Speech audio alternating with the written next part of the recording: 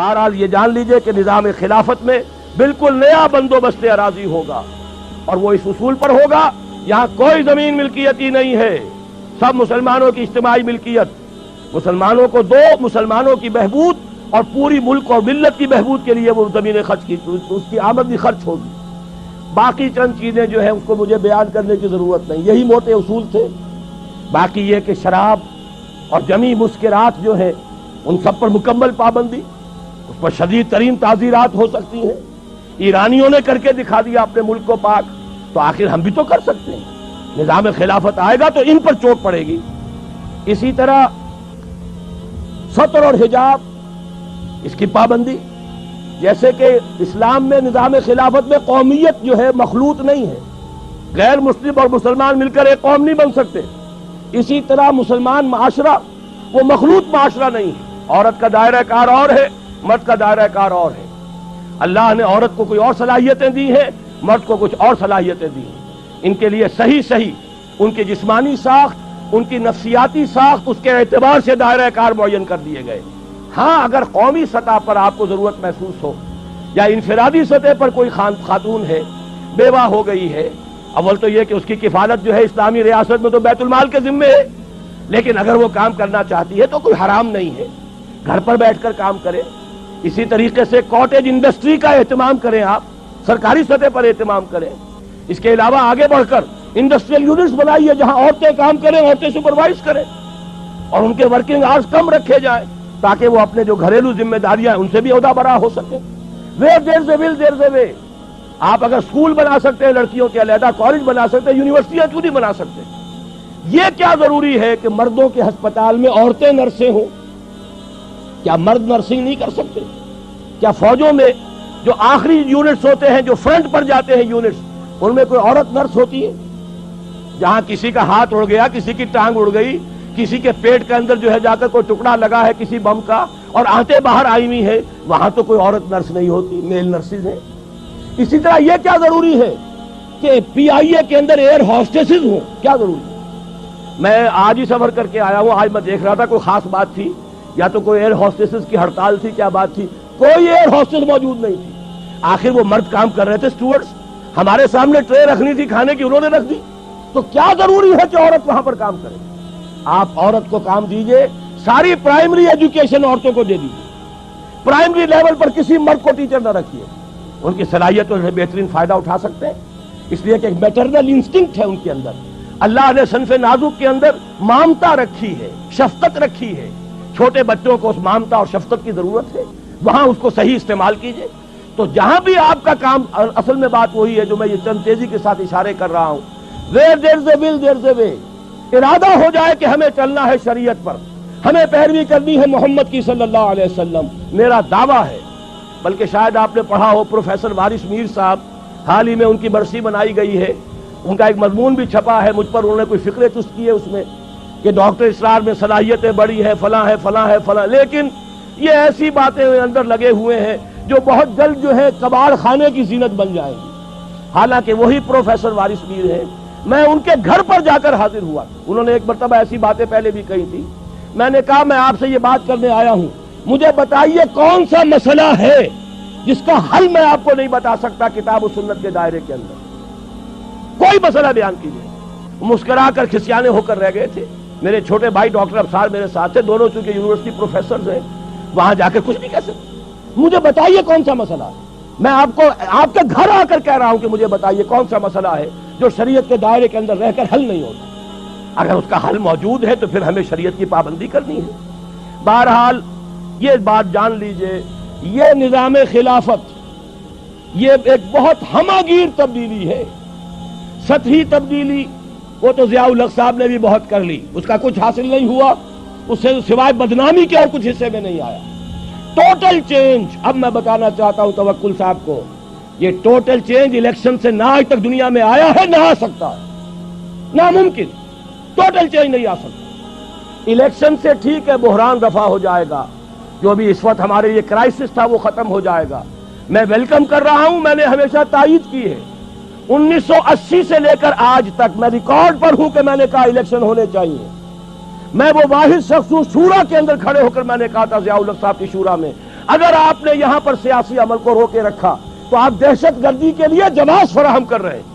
آپ اندازہ کیجئے کتنے خطرناک دن تھے، ہائی جیکنگ ہوئی تھی ہمارے جہاز کی، PIA کی کابل لے جایا گیا تھا، ہمارے کئی آدمی قتل کر دیے گئے تھے۔ اس دور میں میں نے کہا تھا کہ یہ در حقیقت یہ اس کا جو ہے جواز آپ دے رہے ہیں اس لیے کہ آپ نے سیاسی عمل کو روک دیا ہے۔ الیکشن کروائیے، ورنہ یہ ہے کہ اس سے جو بھی برائیاں پیدا ہو رہی ہیں وہ آپ کے ذمہ آئیں گی۔ اور اس سے پہلے، یہ تو 82 کی بات عرض کر رہا ہوں، 80 میں پہلی ملاقات ہوئی تھی اور میں نے کہا تھا کہ اگر آپ نے اس پولیٹیکل پروسیس کو روکے رکھا تو پاکستان کے لیے میں اسے سوسائڈل سمجھتا ہوں۔ یہ میرے الفاظ ریکارڈ پر ہیں۔ پھر 1982 کے دسمبر میں نے خط لکھا تھا جو جنگ میں بھی چھپ گیا تھا، میں سارے حوالے دے رہا ہوں، میں اس کا قائل ہوں، الیکشن ہوتے رہنے چاہیے، لیکن یہ نظام الیکشن سے کبھی نہیں بدل سکتا۔ یہ خیال استو محال استو جنو، اچھے سے اچھے الیکشن کرا لیں، صاف سے صاف کرا لیں، آج کا لفظ شفاف آ رہا ہے، شفاف سے شفاف کرا لیں، بہرحال اندرون سندھ میں تو وہی وڈیرے آئیں گے، ایک چچا نہیں ہوگا بھتیجا آ جائے گا، ایک بھائی نہیں ہوگا دوسرا بھائی ہوگا، جتوئی ایک کی جگہ دوسرا ہو جائے گا، یہی ہوں گے اور کون ہوگا۔ اسی طریقے سے کیا آپ کے خیال میں بلوچستان کے جو سردار ہیں قبائل کے، ان کو کوئی ہرا کے آ سکتا؟ پختون بیلٹ ہے تھوڑی سی پٹھانوں کی، وہاں کچھ علماء کا بھی عمل دخل ہے، عوامی سطح ہے، باقی جو اصل بلوچ ہے برہوی علاقہ ہے بلوچستان کا، وہاں تو ان کے وہ سردار ہی آئیں گے۔ پنجاب کا آدھا جو ہے سرائے کی، وہ بھی جاگیردار علاقہ ہے، کوئی گیلانی، کوئی مزاری، کوئی لغاری، یہی آئیں گے اور کون آئیں گے؟ وٹو یاسین وٹو نہیں ہوں گے، منظور وٹو ہوں گے، کوئی ایک کھرل نہیں ہوگا دوسرا کھرل ہوگا، تو وہ تو یہی ہوگا، اس لیے کہ وہ تو نظام۔ اب جب یہ لوگ آ جائیں گے جو زرعی ٹیکس نہیں لگنے دیتے، وہ اپنی جاگیروں پر اور زمینداریوں پہ کوئی آنچ آنے دیں گے؟ تو ناممکن ہے، محال ہے۔ اس کے باوجود میں نے کہا ہے اگر یہ مذہبی جماعتیں تمام جمع ہو جائیں ہم سپورٹ کریں گے۔ بہرحال کوئی رائے، کوئی وہاں پر بات کرنے والا اسلام کے حق میں ہو، شاید کو فائدہ ہو جائے، لیکن بشرطے کہ یہ سب ایک ہو جائے، جو میرے نزدیک معجزہ ہوگا، یہ الفاظ میں نے استعمال کیے پچھلے جمعے میں، معجزہ ہوگا اگر ہو گیا، لیکن جیسے قیام پاکستان معجزہ تھا، میں نے ان مضامین میں لکھا تھا جو جنگ میں چھائے ہوئے تھے، اب کتابی شکل میں ہے استحکام پاکستان، کہ پاکستان کا قیام ایک معجزہ تھا۔ میرے نزدیک اسی طریقے سے ان مذہبی جماعتوں کا جمع ہو جانا معجزہ ہوگا۔ ہم جو ہے ان کی تائید کریں گے، اپنے پلیٹ فارم سے کریں گے، اپنے طور پر کریں گے، ہم کسی کے سائڈز نہیں لینا چاہتے، لیکن ان کی تائید کریں گے۔ لیکن اس سے اسلام نہیں آ سکتا۔ اسلام آئے گا اسی طریقے سے، لا یصلح آخر هذه الامہ الا بما صلح به اولها، اور یہ حضرت ابو بکر کی ایک تقریر کا جملہ ہے، جیسے حضرت عمر کی ایک تقریر کا میں نے جملہ سنایا آپ کو، من بایا خلیفتا عن غیر مشورۃ المسلمین فلا بیعت له، مسلمانوں کے مشورے کے بغیر اگر کسی کی خلافت کا جو بیعت کی گئی وہ بیعت صحیح نہیں ہوگی۔ اسی طرح حضرت ابو بکر کا قول سنا رہا ہوں، حضرت عمر کو جب انہوں نے مسلمانوں کے مشورے سے اپنا جانشین بنایا تو خطبہ دیا، اس خطبے میں آپ نے فرمایا ان ھذا الامر، مسلمانوں یہ جو ہمارا معاملہ ہے دین کا اور خلافت کا، لا یصلح آخرہ الا بما صلح به اولہ، اس کے آخری حصے کی اصلاح نہیں ہوگی مگر صرف اس طریقے سے جس سے پہلے حصے کی اصلاح ہوئی، اور اسی کو امام مالک نے نقل کیا، لا یصلح آخر هذه الامہ الا بما صلح به اولها۔ کوئی بات میں کہہ رہا ہوں، حضور نے کیسے کیا ہم کیسے کریں گے؟ دیکھیے حضور نے پہلے کام کیا کیا، ایمان کی دعوت بذریعہ قرآن، پہلا کام یہی تھا، دعوت ایمان بذریعہ قرآن۔ آج ہمیں دعوت تجدید ایمان کرنی ہے بذریعہ قرآن، تجدید ایمان، اس لیے کہ ہم ویسے تو مسلمان ہیں، لیکن جیسے کچھ مسلمان ہیں وہ مجھے بھی معلوم، آپ کو بھی معلوم، ایمان کہنے کو ہے، عقیدہ ہے، کتنا کچھ یقین حاصل ہے وہ آپ کو بھی معلوم، مجھے بھی معلوم، لہذا اصل ضرورت ہے تجدید ایمان، اور تجدید ایمان بھی وہ جنس نہیں ایمان جسے لے آئیں دکانیں فلسفہ سے، ڈھونڈے سے ملے گی عاقل کو، یہ قرآن کے سی پاروں میں۔ تو جو آپ فرما رہے تھے توکل صاحب کہ میں 25-30 برس سے لگا ہوا ہوں، تو واقعہ یہ ہے اس کا اکثر و بیشتر میرا حصہ قرآن کے پڑھنے پڑھانے میں گزرا ہے۔ ہماری تراویح 6-6 گھنٹے رات چلتی ہے دورہ ترجمہ قرآن کے لیے، ہماری قرآن کانفرنسیں ہیں، قرآنی انجمنیں ہیں، انجمن خدام القرآن، قرآن اکیڈمیز ہیں، قرآن کالج ہے، قرآن تربیت گاہیں ہیں، درس قرآن کے کیسٹس ہیں، آڈیو ہیں، ویڈیو ہیں۔ میری زندگی کا بیشتر حصہ شادم از زندگی خیش کے کارے کردم، بہت مطمئن ہوں میں، میرے پاس کوئی جائیداد نہیں۔ ابھی میں ویزا لینے گیا تھا تو وہاں پر جو خاتون تھی ایک کینیڈا کی، انہوں نے پوچھا آپ کی آمدنی؟ میں نے کہا آئی ارن نتھنگ. حیران ہوئی. میں نے کہا اور بات سن لو، آئی اون نتھنگ، میری کوئی جائیداد نہیں، میری کوئی آمدنی نہیں. مرکزی انجمن خدام القرآن ہے، اس کے ایک کوارٹر میں رہتا ہوں. میری سہولتیں مجھے وہاں سے حاصل ہیں. 2 وقت کی روٹی یہ میرے بچے ہیں جو کنٹریبیوٹ کر دیتے ہیں، اس سے میں کھا رہا ہوں. اس لیے کہ میرا ایک مکان تھا، وہ میں نے بیچ کر ان کے لیے چھوٹے چھوٹے 3 کمرے کے 4 کوارٹر بنا دیے ہیں، اور وہ ان کے نام کر دیے. میرے نام پر، میری بیوی کے نام پر 1 پیسے کی جائیداد نہیں، کسی کمپنی کا کوئی 1 پیسے کا حصہ نہیں، کہیں میرے پاس کوئی بانڈز نہیں، اللہ بچائے رکھے اس لعنت سے، اور نہ کہیں کوئی میرے ہاں اس طرح کی اور کوئی شے موجود ہے. تو یہ اچھی طریقے سے جان لیجئے، میں نے زندگی لگائی ہے اسی کام کے لیے لگائی ہے. مجھے کوئی احساس محرومی نہیں ہے، روٹی مجھے ملتی رہی ہے، آج تک فاقہ نہیں آیا ہے. رزق اللہ نے اپنے ذمہ رکھا ہوا ہے، لیکن میری توانائی لگی ہے میکسیمم قرآن پڑھنے اور پڑھانے میں. خیرکم من تعلم القرآن وعلمہ. اور یہ کس لیے کیا؟ جب انجمن خدام القرآن لاہور کی قائم کی تھی، اس کے دیباچے میں لکھ دیا تھا کہ میں صرف انجمن بنانے کا قائل نہیں ہوں، میرے پیش نظر اقامت دین کی فرضیت ہے، میں ایک جماعت قائم کرنا چاہتا ہوں. یہ پہلا قدم ہے مرکزی انجمن خدام القرآن کا، اور یہ 1972 کی بات ہے، آج سے 21 برس قبل کی جو میں آپ کو بتا رہا ہوں. بہرحال پہلا کام وہی ہے جو حضور نے کیا. فرق یہ ہے وہ کافر تھے، انہیں قرآن کے ذریعے سے ایمان کی طرف دعوت دی گئی. ہم مسلمان ہیں، ہمیں قرآن کے ذریعے سے تجدید ایمان کی دعوت دینی ہے. مرحلہ ایک ہی ہے، اس میں کوئی فرق نہیں. نمبر 2، وہ جو حدیث میں سنا چکا ہوں، آمرکم بخمس بالجماعت والسمع والطاعت والہجرت والجہاد فی سبیل اللہ. اب جو لوگ واقعتاً شعوری ایمان اختیار کریں، شعوری طور پر فیصلہ کریں کہ مسلمان جینا ہے، مسلمان مرنا ہے، ان صلاتی و نسکی و محیای و مماتی للہ رب العالمین، یہ طے کریں نا پہلے. صرف جلسوں سے تو نہیں ہوگا، یہ تو ہوگا تو پھر کچھ کرنے سے ہوگا.